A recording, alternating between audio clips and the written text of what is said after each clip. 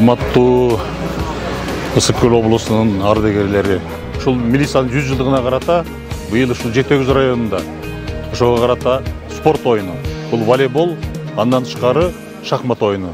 Мынакей ар бир райондордон команда келип, мынакей Жети Өгүздүн Кызыл Суу айылында өткөнү турат. Эмне айтабыз? Мунун баары тең ушул пенсияга чыккандан кийин ардагерлер жөн отуруп калбайт. Мынакей булар дагы спорт менен заниматься этет. Булар дагы бири менен сүйлөшүшөт. Ушунун баары эң жакшы нерсе. Ошон үчүн ушуну уюштуруп атабыз. Тарыхы бар нечен, ынтымагы да эмбекем, ала то бешигим.